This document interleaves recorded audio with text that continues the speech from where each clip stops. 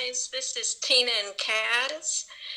This is podcast number 2, and today we're following up on our podcast number 1, where we spoke of religion and spirituality.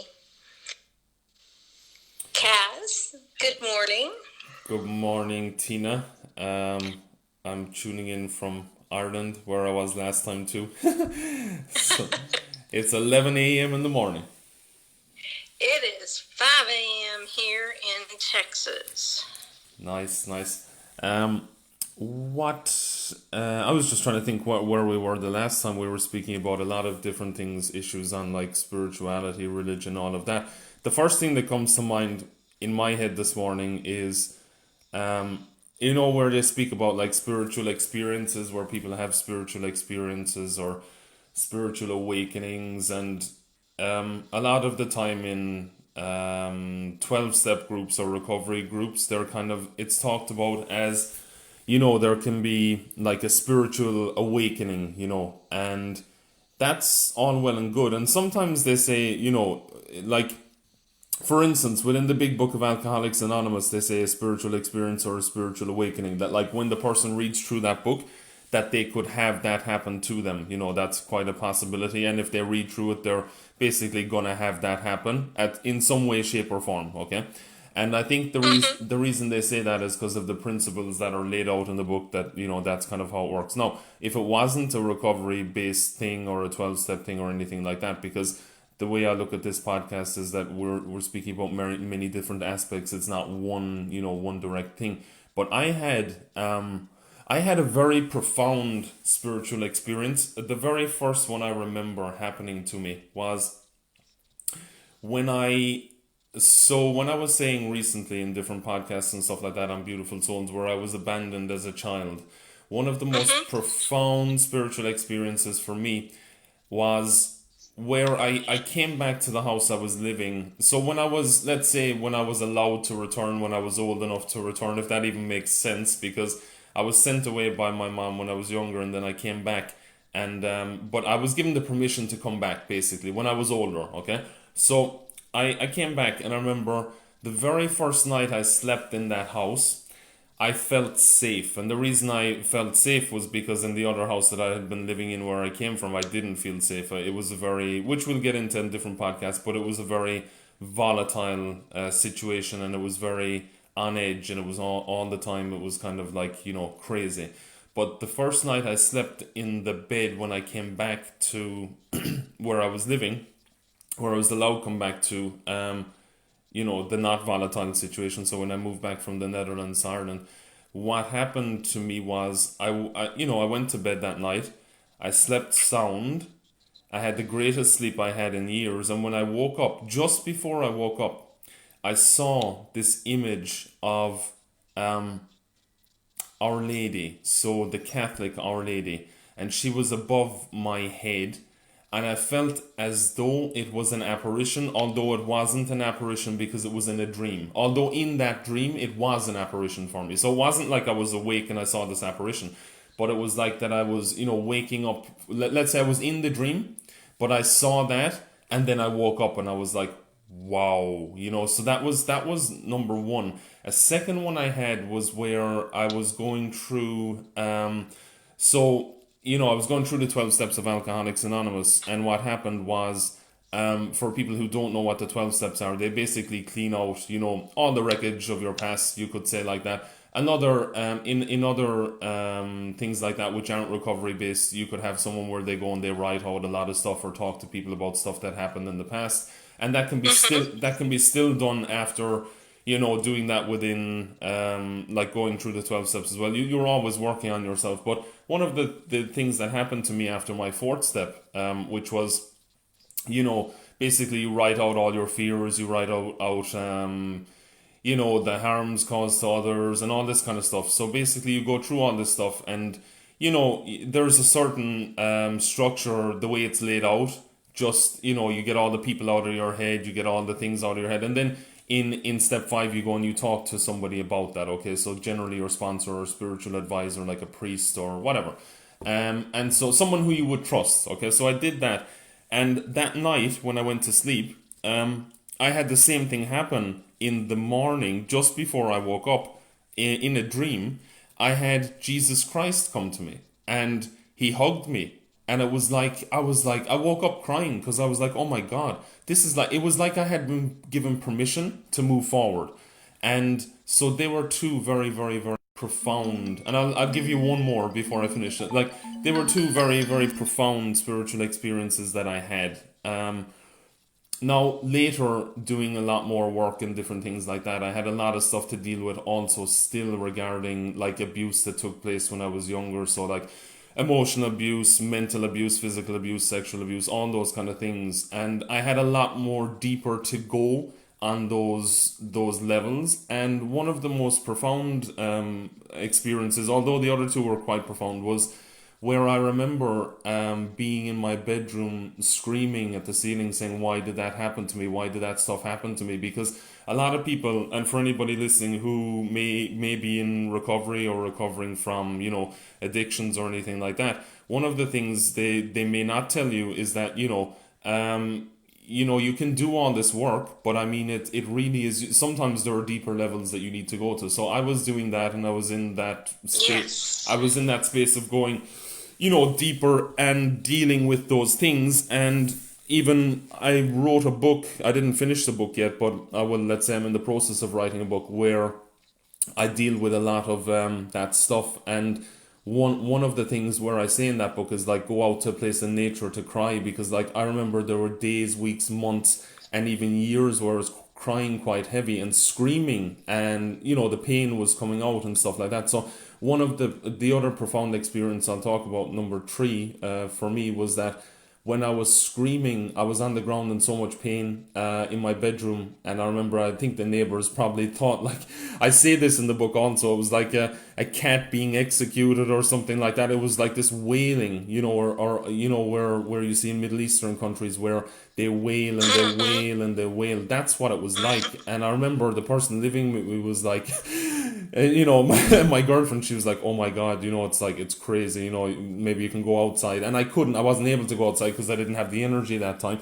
I did later, I went to different places, which I'll get into in different podcasts, where I went out to places in nature, where the ocean, like in the middle of winter, was like bellowing and all that, and I was screaming there. So that was another way of healing. But the profound experience I had, that when I was so drained, I was absolutely at my end one day. So I had, let's say, finished my session of crying for that day, I guess, or God decided that it was finished for me that day. I remember putting up my hands while I was on my knees, and I was like, I need help. I just really need help. I can't even move, anymore. And I get quite emotional speaking about that. But like, I remember putting up my hands, and it was like an angel or something. They actually held my hands, and I was like, oh my God. It was like, I felt, sorry, it's hard. It's hard enough to speak about, but it was like something held my hands, and that I was safe, and that was profound experience number 3 for me. That was like really, really, that I knew that I was held. I knew I was looked after. And so that was, yeah, that was, so that's kind of what happened for me, but it was very, very interesting. And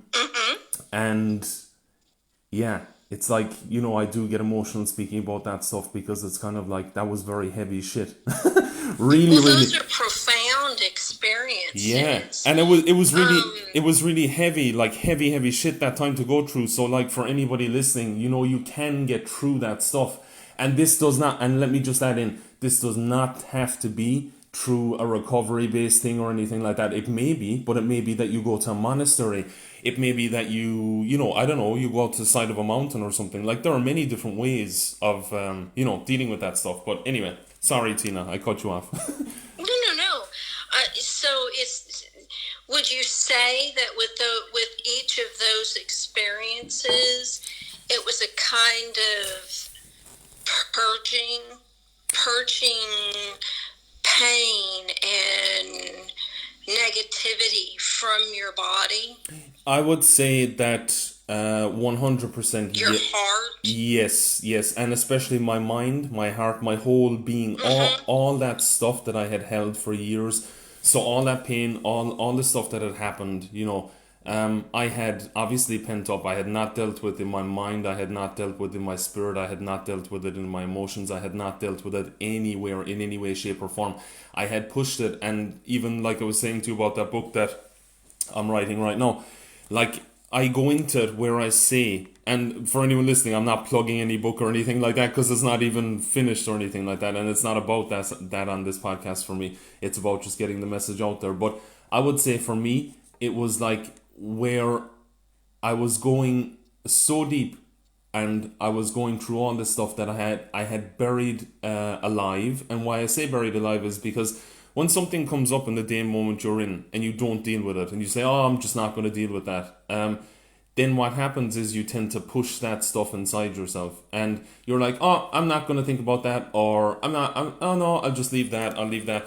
What happens is it builds up, and it's proven medically, even today and scientifically, that stuff makes you sick, that stuff that you push inside. So for me, in answer to your question, it was a purging.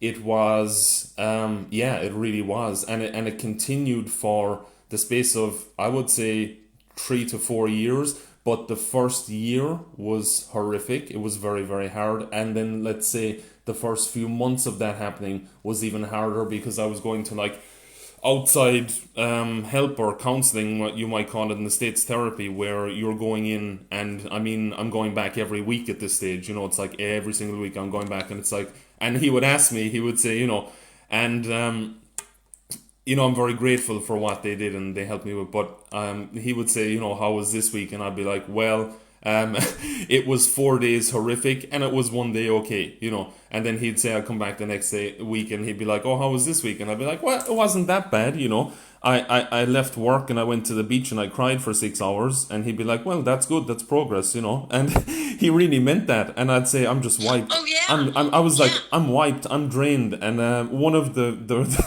the interesting things in all of that, a nice thing was that I used to, for anyone who will approach this in a certain way or who will deal with that kind of stuff, one thing that really helped me that time, although I don't drink it right now, was Coca-Cola and chocolate, because I was so drained. I had no sugar left in my body. Every ounce of energy that I had, it took for me to deal with that stuff.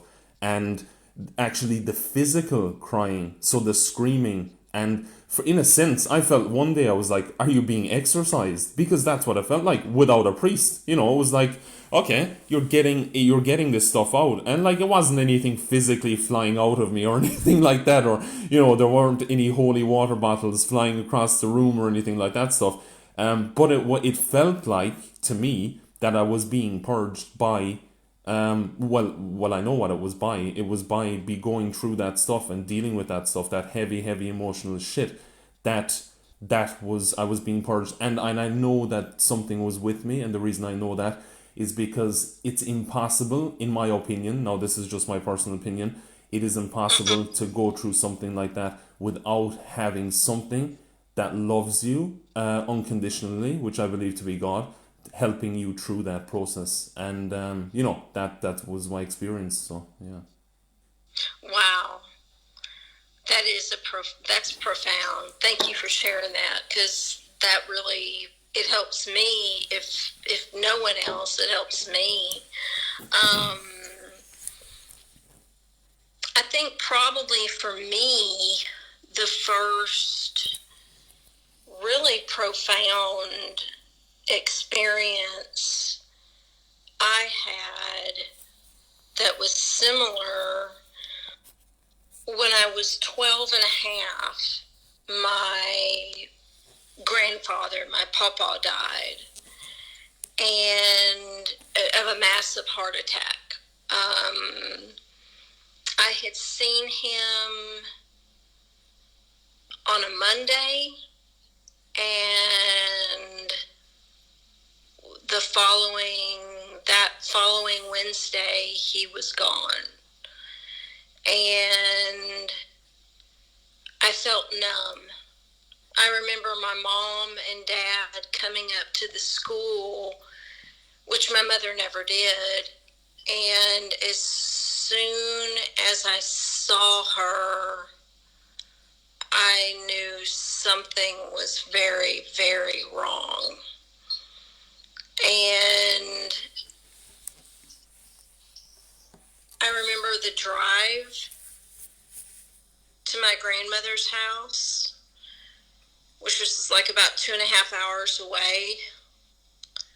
I just slept the entire time. It was like I didn't even have the energy to cope with the idea that Papa was gone. And everything felt surreal to me. Walking into the house, seeing people there, I couldn't understand. I know some people will say, well, that was because you were a child. But I'm telling you, there was an extreme sense of peace over me. And I couldn't understand why all of these people were crying, because I knew very well he was in a better place. And it was interesting. The next 3 days were just kind of like a dream. I really wasn't able to emotionally connect with any of these people because I didn't understand their pain. And I remember my mom pulling me aside and even asking me, do you not care? And I that hurt deeply, because coming from a very dysfunctional home, coming from a home where mom could go from a violent rage to not even seeing me, literally not seeing me. Papa was the only adult in my life that gave me any sense of grounding or any sense of love, unconditional love. So no one meant more to me in the world than he did. And when she said that, this was after the funeral,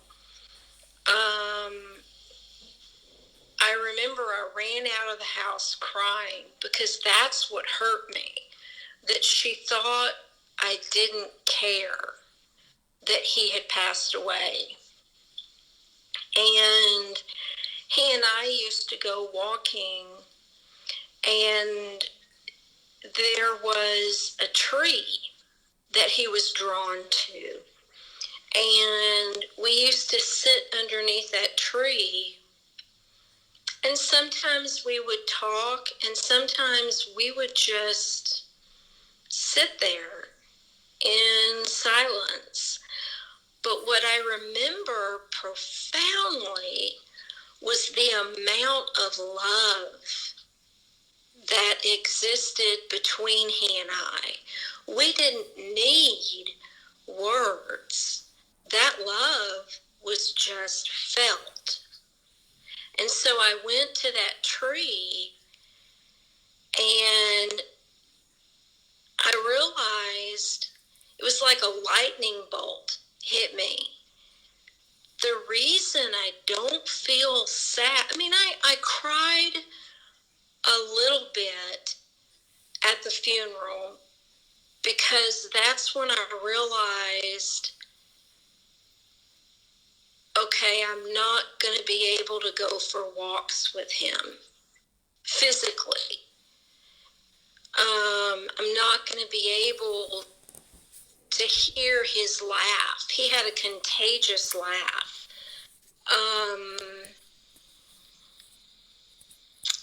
But beneath that tree, I realized I'm not ever going to be without him. He's all around me. He's in my heart. He's in my thoughts. He's everywhere. And there was such an enormous amount of peace and love that filled my entire being. I burst into tears.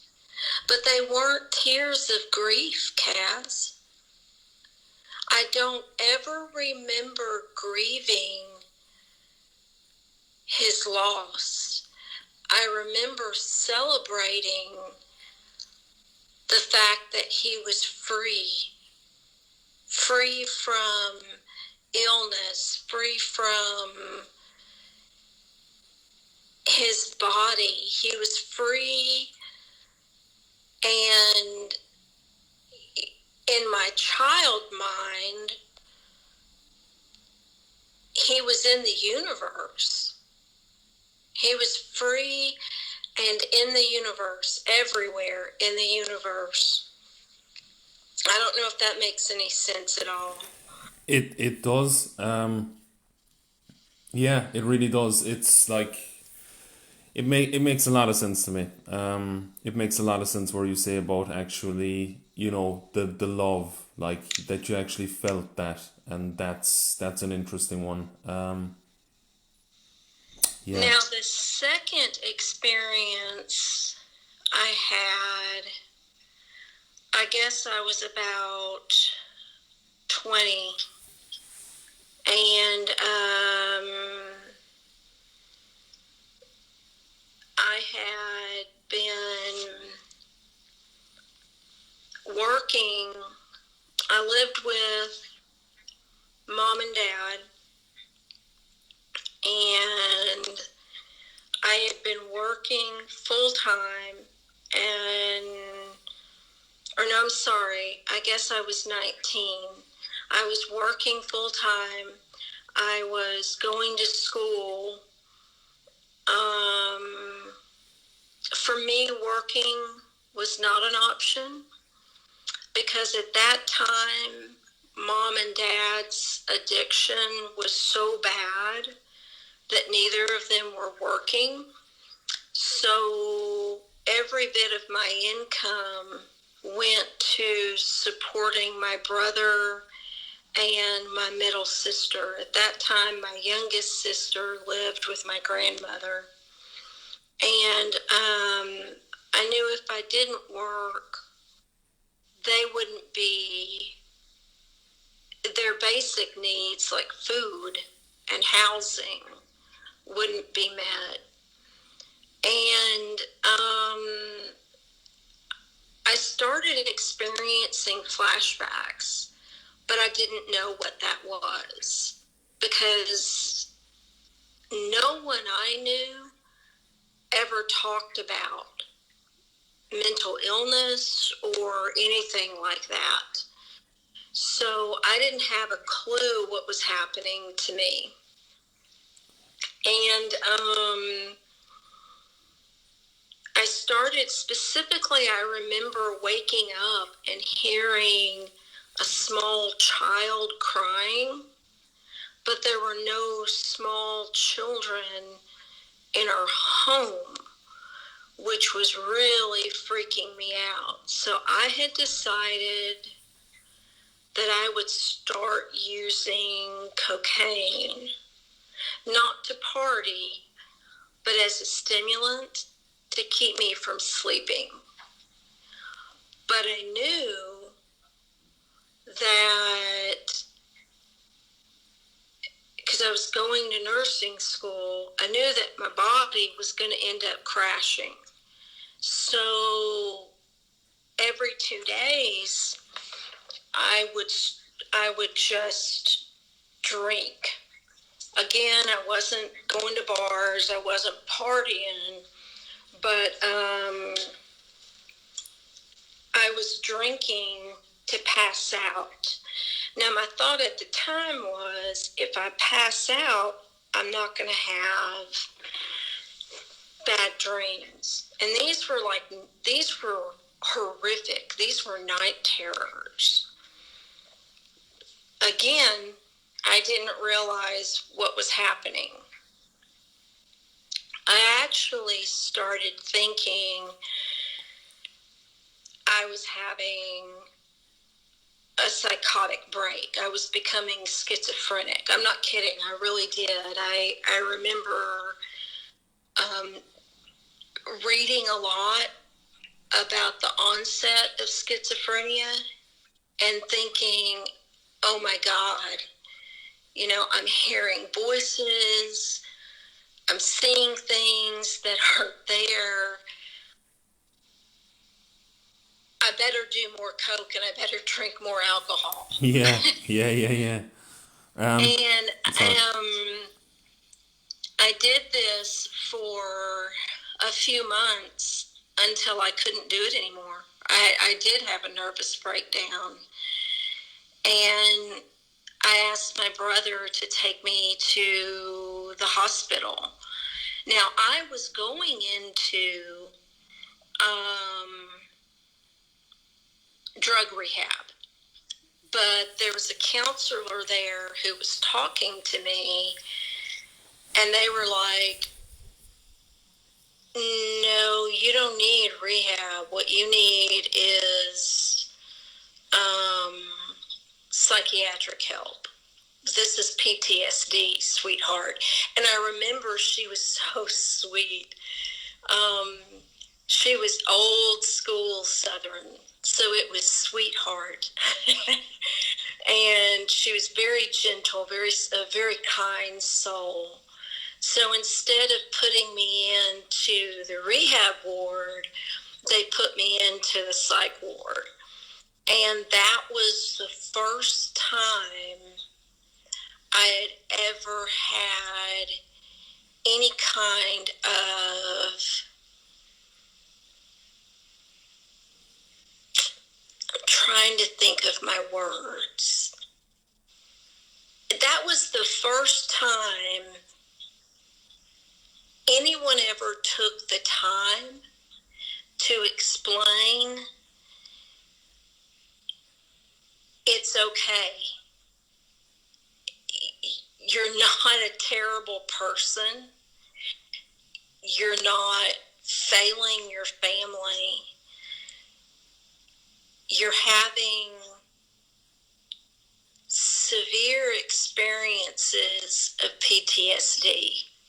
And this is very treatable, because in my mind, not having any understanding of mental illness, I thought, oh boy, if I'm going to a psych ward, I'm going to be locked away forever. I really did think that. And that night, I had the most peaceful night's sleep I had ever experienced in the last 2 years. And that night, I could feel Papa's presence. And it felt like he was hugging me, and he wouldn't let me go. And I remember having a vivid dream of he and I walking, and we were walking to our favorite tree, and we sat down, and this gorgeous owl flew into the tree. And when I woke up, I couldn't shake the feeling that not only was this a new day, but this was a new beginning. Yeah, it's like when I listen to that, there's so many parts of that story I relate to.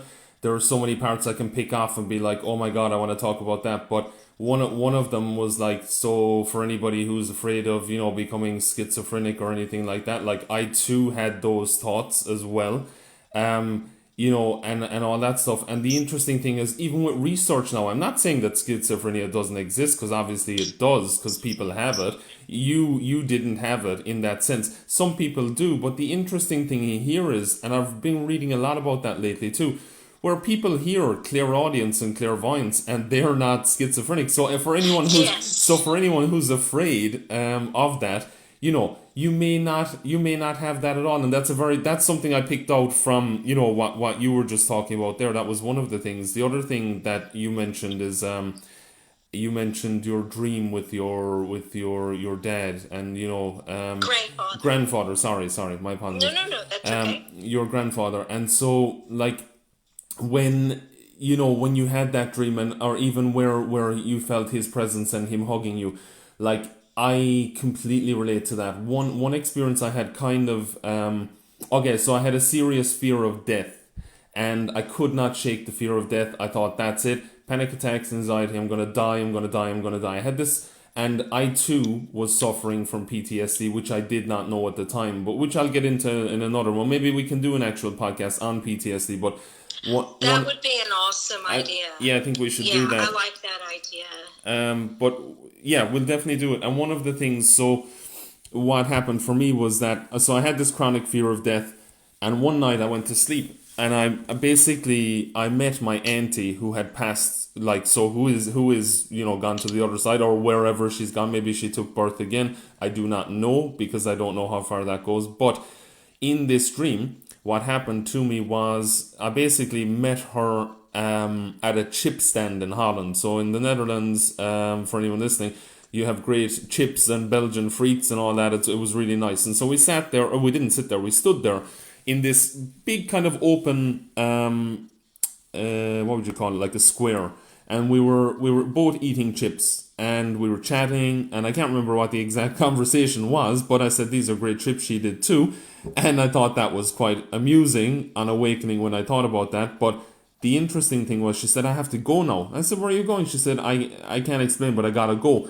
And as she went, she took off across this car park, but as she went, the minute she went, I grabbed her hand. And I was pulled with her, and I was pulled so strong. So first across the car park, or not the car park, but the square. Then I was pulled into this light. It was almost like a tunnel, and I was ripped towards this light at an excelling speed. I can't even remember. The only thing I know, it was seriously fast. And every inch that we got closer to that light, I felt like I did not want to return. And as I got closer, I was snapped back.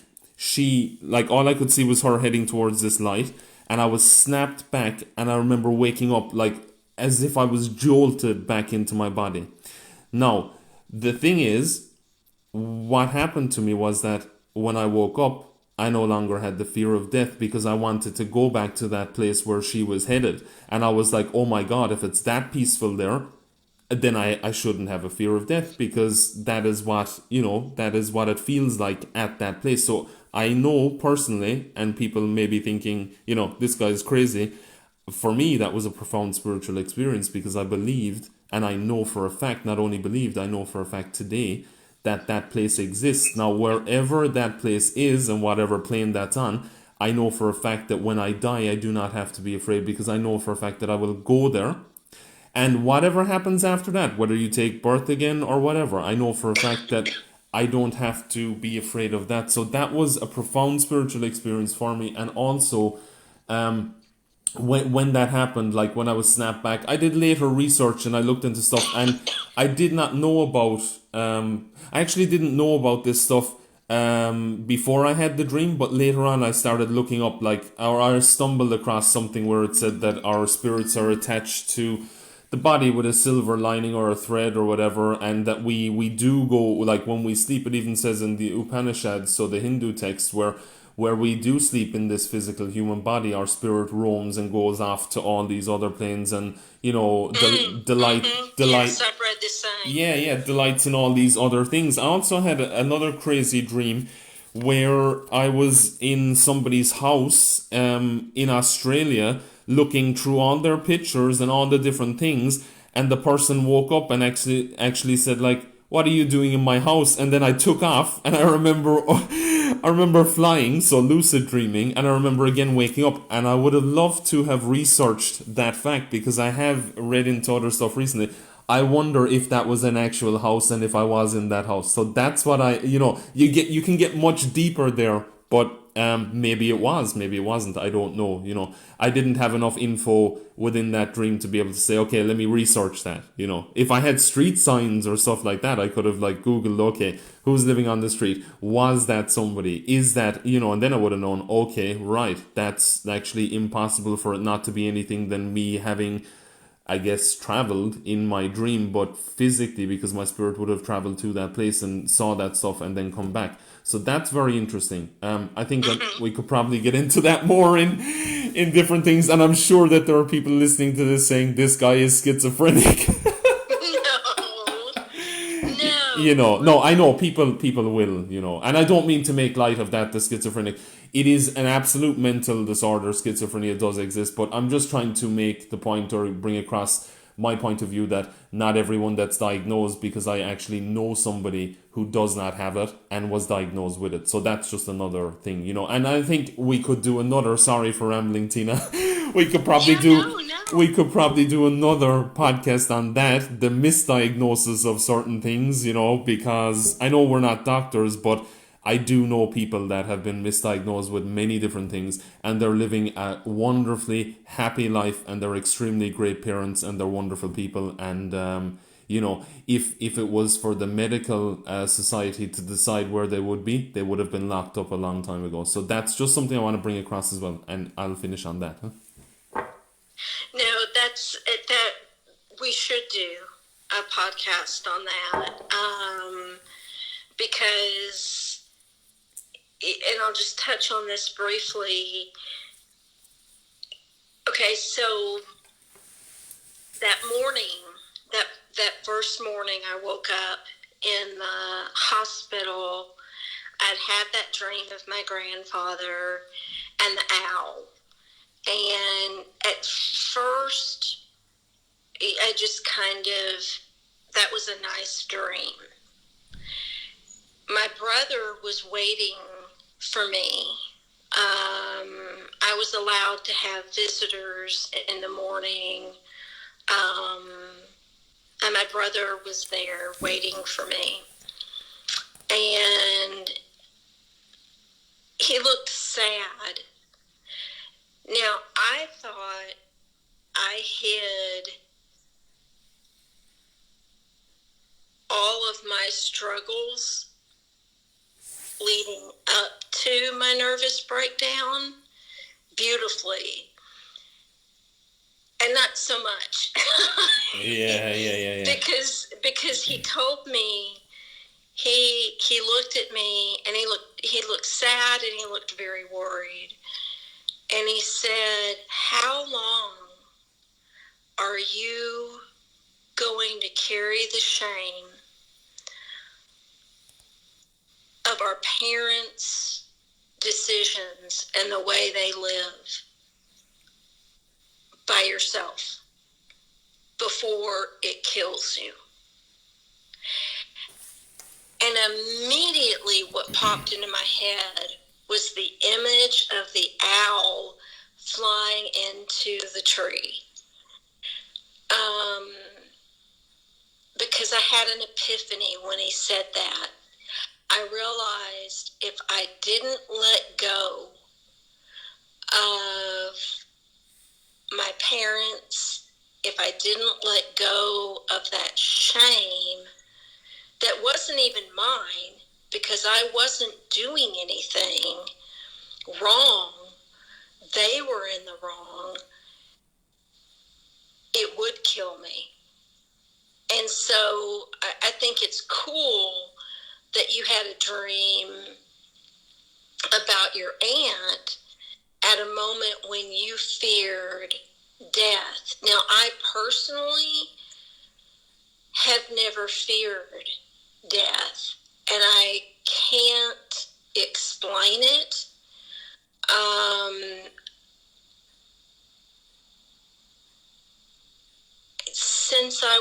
child, I can remember even as a small child, 4, seeing things. Again, this ties into people you've known who have been diagnosed schizophrenic when they weren't. I've seen angels. I've seen, and this is actually kind of tragic. We tell children when they tell us they saw something that we didn't see, oh, no, that's just your imagination. But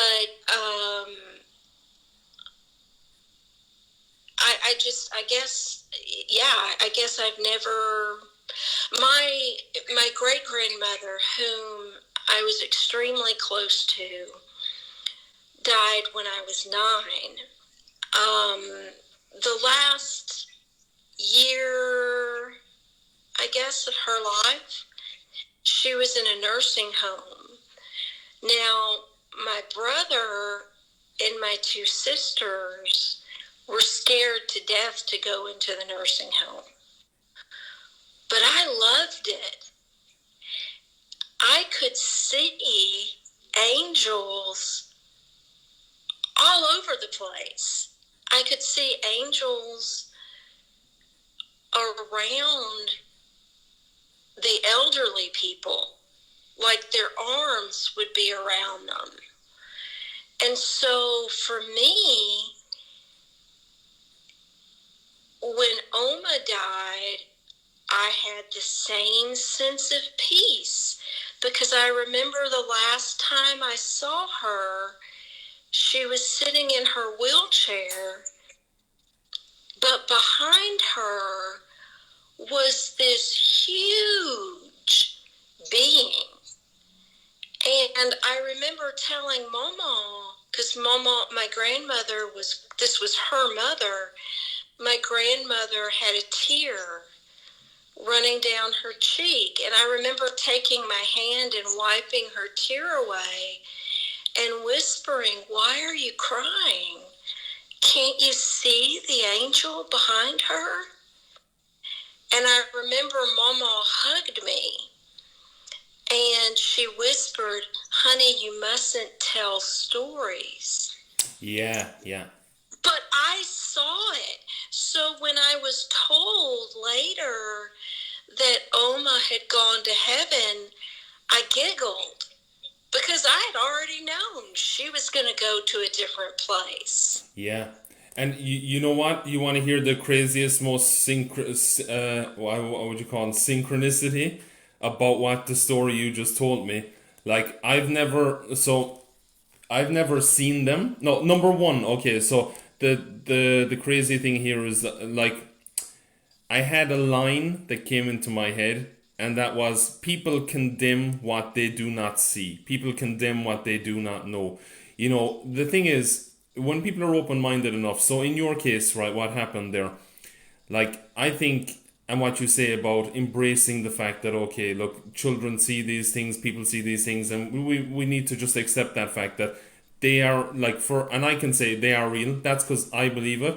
Now, many people might not, but many people do. And, you know, there are many things caught on tape and on camera and all that. But what I would see when I used to work in the nursing home was, I wouldn't see it, but I feel auras. So I feel people's energy all the time, day in, day out. I don't. I do too. Yeah, like, I don't see them, but I do see a vibratory field around the person, and that has only started in the last, I would say, month or so, maybe even less, where it's not that I'm trying to see it. I don't see colors, but I can see something around the person. No, that's just what I see. I didn't ask to see that or anything like that. It's just, it is what it is. But I've always felt them from a very young age. I've had outer body experiences for a good many years where I would float out of my bed as a child and stay near the ceiling and then fall asleep. That's just what it is. It's how it is. But the interesting thing is, here in the nursing home, I would feel them. So I feel, like I said, energy day to day. But what I would feel close to people dying also, or close to people who were struggling, I would feel an immense presence in the room, and I would often feel that in two places. And then I know today that that was the presence of beings that are not maybe not visible to my eyes. So what you're saying to me, that makes a lot of sense with the angels. And there's actually a book written on I'll have to get that doctor's name and link him below, but on it's called Life After Life, and it's written by an Indian doctor. Can't think of his name right now, but he records so in palliative care, dealing with the dying and stuff like that, he records all his experiences or a lot of different things that have been said and stuff like that. And I've experienced that with people who were, and I've worked in that for maybe 2-3 years. I had worked in it where they would reach for saints, they would call out saints' names, people who were not even religious at all. They would be talking to a specific saints that the wife would be telling me. Like one instance, the husband was saying about a certain saint. She said he has no idea, he wouldn't even know of that saint. And I was saying to her, no, you don't understand. This guy knows that saint by name. This guy is like seeing that saint right above his bed all the time, And so there were a lot of different things. But the interesting thing, I kind of lost my train of thought where I was going, but one of the things was that, like, where you say that stuff about the angels and all those different things, like, I firmly believe the fact that you saw them or you see them and all that stuff 100%, because it is very, very real. And I think a lot of the time, like, I'll give you an example. Even a nurse, so the night sister or the person that was in charge of the nursing administration and stuff like that, not administration, but she was kind of the head nurse on the ward.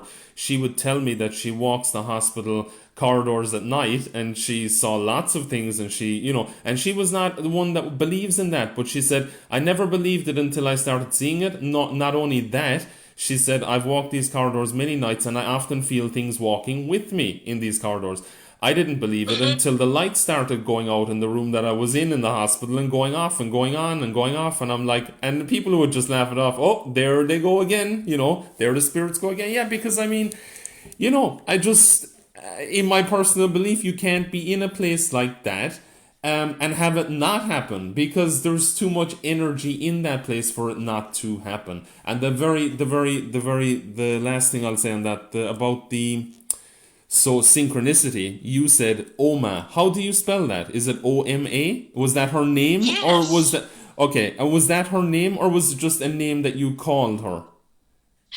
She was German. Yes, so this is what I'm going to get at. So my grandmother, so the reason that you call her Oma is because in Dutch, Oma means grandmother. So yes, it's very, like, the synchronicities here are amazing when we were having this conversation, because I just wanted to bring up one thing, which was that when my grandmother died, so when my Oma died, I was asked her for a sign. I said, there has to be a sign that you're okay. I looked out my window. I said, give me the sign of a rainbow. Because when my auntie died, a rainbow appeared above the house. And I just thought, okay, it's a logical thing. Let me ask for a rainbow. So I asked for a rainbow. And I didn't get it. And I felt kind of bummed out. And the next day I looked out the window. And I didn't see a rainbow. But what I saw in the laneway, the rain had started. And there was a hopscotch. I don't know if you know that game. Like, yeah.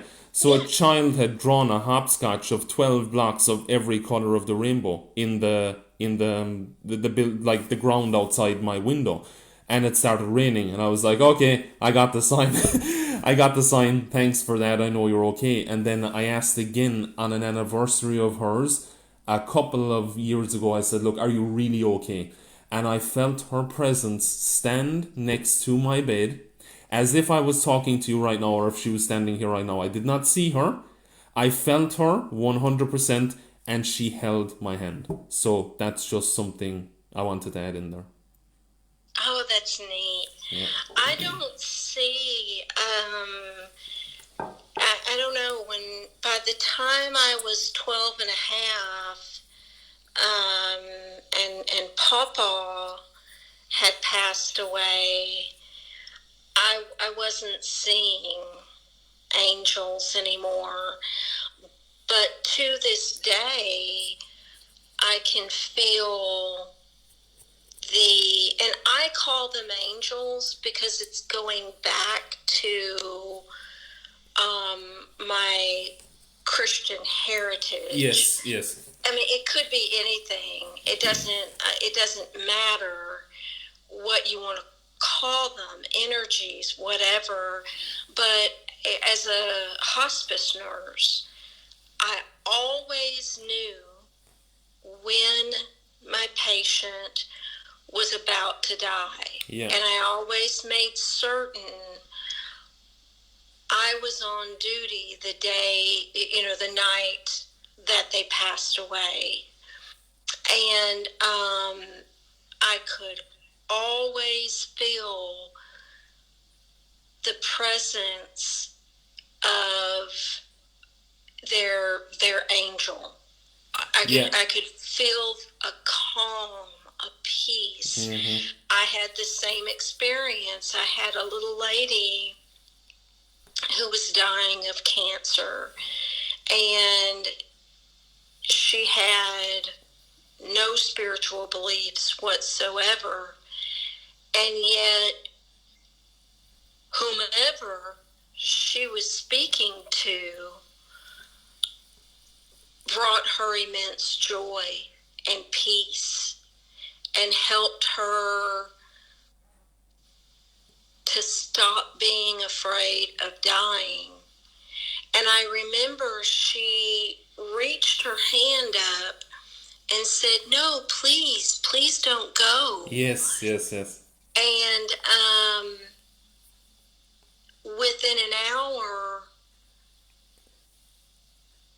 she had slipped into a coma and she was gone. She had died within 2 hours. Yeah, and I had sorry. I had no doubt in my mind. She took my hand and she said, "Why did they leave? Why did they leave?" And I said, "Sweetheart, they didn't leave." And it was shortly after that she slipped into a coma. So I felt the presence of whomever it was she was speaking to, and when she died, I felt her presence and the presence of her angel lift up, like to the ceiling and go beyond. So I don't know. At some point, I lost the ability to see these things, but I can still feel them. Yeah, there are two things I completely identify with what you're saying, and I relate because I've worked in that space I have worked in that space for a long time. I don't anymore, but I've had similar experience where different things like that have happened. One of the other things that I will say regarding whether you want to call them spirit guides or things like that was, if ever I heard it in my life, which I did hear.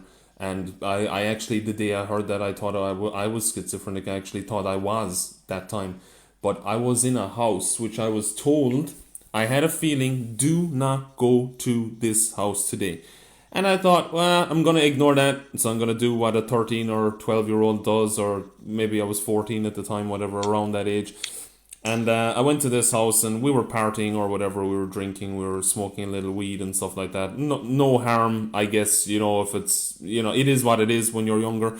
And we can go into weed in another topic or another podcast as well. But so I was in this house and I felt the whole time that I was there. The reason I stayed was there was a woman there who I wanted to, be around, and I stayed. And so I remember something said to me, you need to go. And these were just thoughts, okay? I was just thinking, you need to go. I had this real feeling that I had to go. And so, can you still hear me okay? I can, okay, yes. Sorry, I thought that went after. So I had this real feeling I needed to go. And the next thing was, as I stood up from the couch, I thought, okay, I really feel I need to go. And I walked over to, I think it was like a counter to get a drink or whatever, and something said to me into my ear, and I like like you say here, I shit you not, I heard it. You need to leave. Go now. And I was like, okay, I'm going. So I just said, I'm going. I got my jacket. And as I put on my jacket, someone had opened the front door. And as the person walked in, they smiled at me. And it was the strangest smile I had ever seen. They opened their jacket and they showed me, I would say, a knife that was like half the size of a machete in their inside pocket. And the reason they had come there was to basically threaten someone else. But the minute that happened, I didn't even care. Whoever was in there, I didn't go back for them or anything. I just left straight away. I left.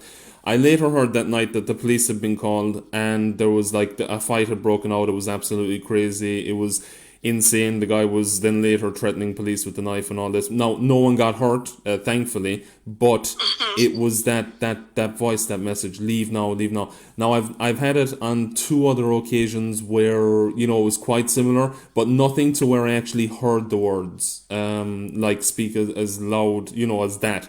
So, as far as clairaudience goes, I believe that it was like my angel or a spirit guide or something telling me, get out. The only other thing that I could say regarding spiritual experiences, which one I had recently, where I prayed to Our Lady of Guadalupe quite a bit, and I have started seeing her, but like in my mind's eye, if that makes sense. Like people who are listening, I'll see her in my mind's eye, and recently she let down her cloak, and I felt that roses were floating out towards me, so rose petals, and that was an interesting one. So yeah, it's very interesting. Like.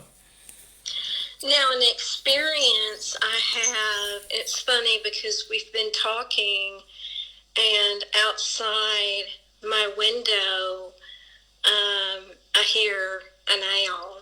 Yeah, I've nice. been hearing an owl, and it's very peaceful. An experience, and my husband and my oldest son will tell you this.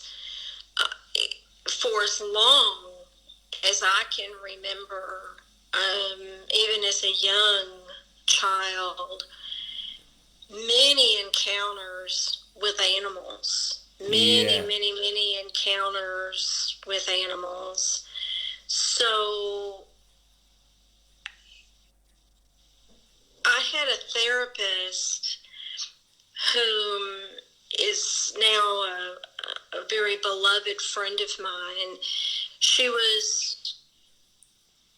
had her master's degree. She was a traditional therapist, but she was also trained as a Native American shaman. Okay. And so a lot of the work that she and I did for a year together, we would start off our session kind of as, just a regular therapy session. And then she would move and do energy work. So, and then later she taught me how to use sage to clean the energy within your home and bless your home and various things like this.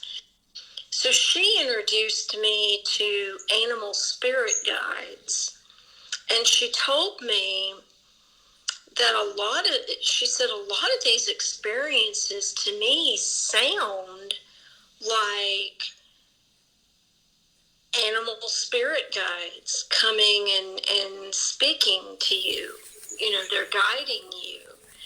But I remember on our honeymoon, I've had very strange encounters with wildlife.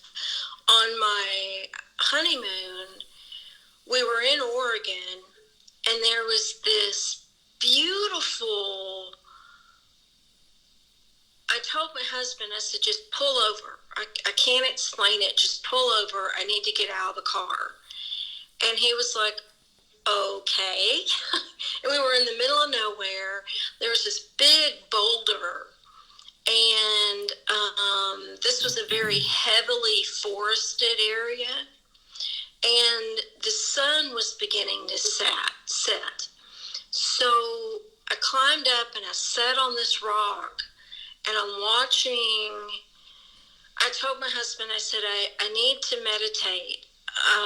If you don't mind waiting in the car for me. And he was like, okay, go. It's okay. And I'm sitting there and I'm watching the sunset. And out of the woods comes this gorgeous elk. And he had the biggest rack of horns I had ever seen in my life. Of course, this was the first time I'd ever seen an elk. So maybe they're bigger, I don't know. But I'm sitting there and I feel this warm breath on my neck. And I hear in my mind, I hear the words, don't turn around, just gently raise your hand. So I gently raised my hand and I was able to touch its face. And I heard in my mind, I heard, you're gonna be okay. You're on the right path. And like that, the elk turned slowly, and at that point I turned and looked at it, and it was massive, and walked back into the woods. Now my husband is standing outside of the car, and he looks like he's seen a ghost. And I walk up to him, and I'm like, baby, are you okay? And he's like,